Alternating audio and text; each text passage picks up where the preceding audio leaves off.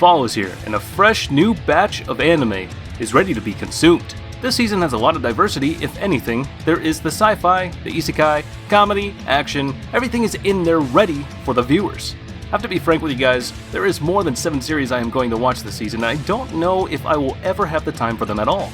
So let's hope for another prosperous season for anime, and hope you enjoy our list of the top 10 upcoming 2021 anime.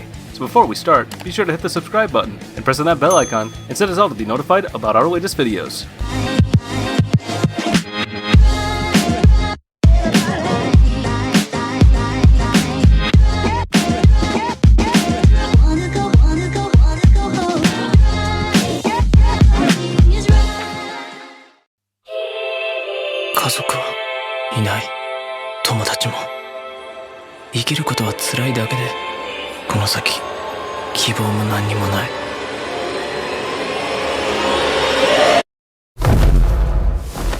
Coming in at number 10, we have Platinum End. What more do you want than the fact that this anime is from the creator of the brilliant mind teaser series Death Note? Platinum End is even rumored to share the same universe as Death Note. If you ever watch Mirai Nikki, then you will easily be hooked into it.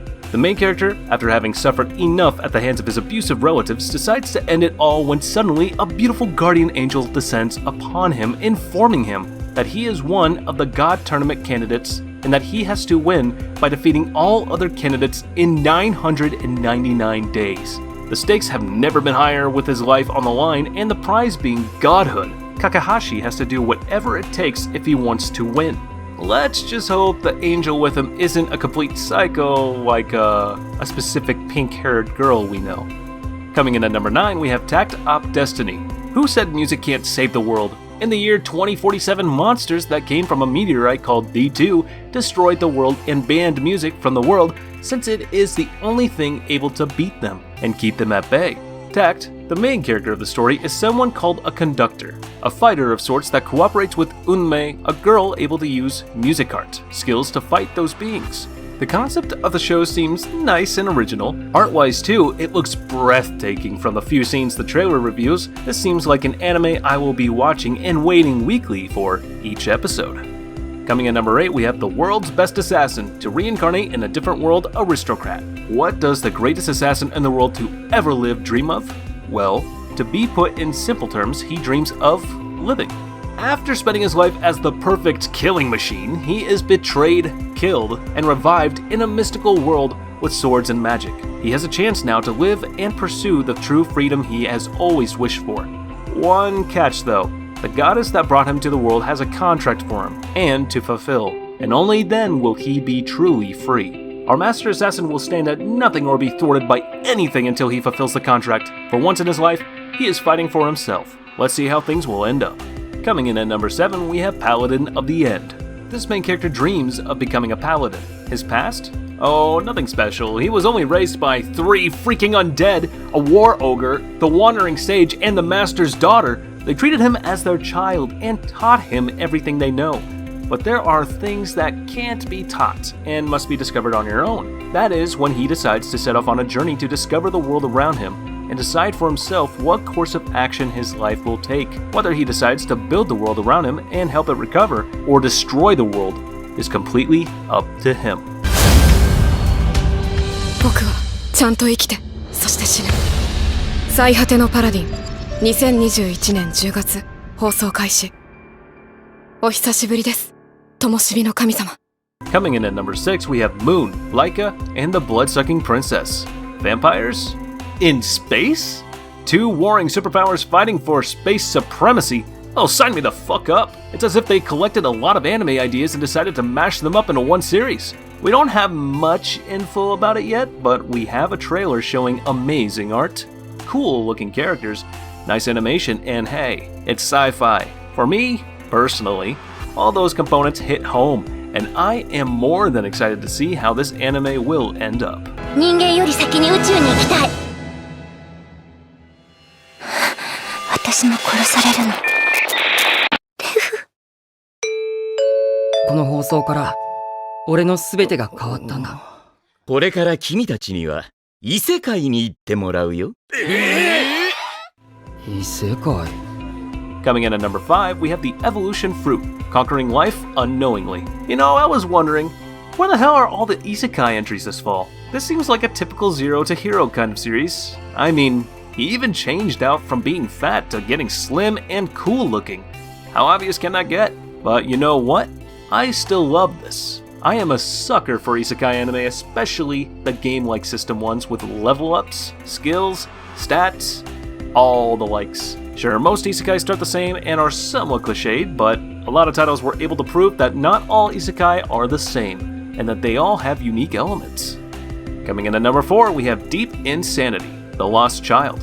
All we have to go on about this show is the trailer of the kid, main character, trekking off to Antarctica to enter the asylum world, the great hole in the floor of the Antarctica, with beings unfamiliar to Earth living there and resources as well.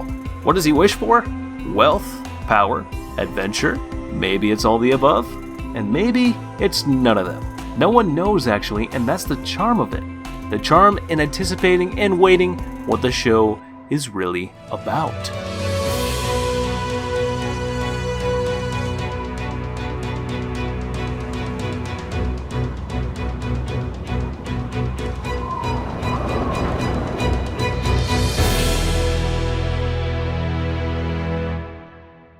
Coming in at number 3, we have Kyushi, The Vampire Dies in No Time.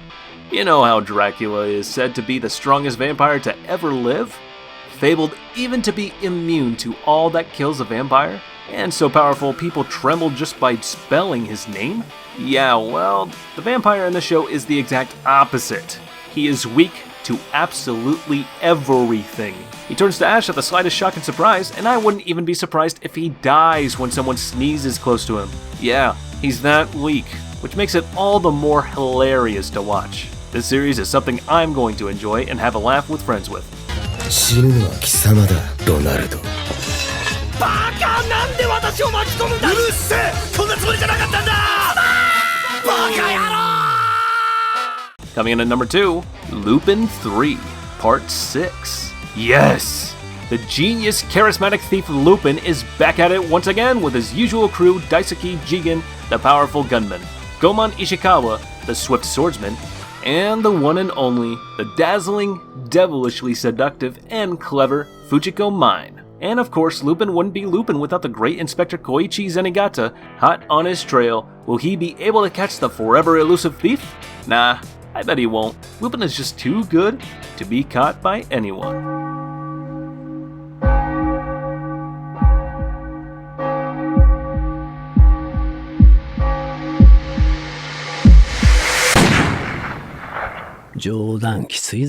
And number 1 goes to Komi Can't Communicate. Komi-san は美しい。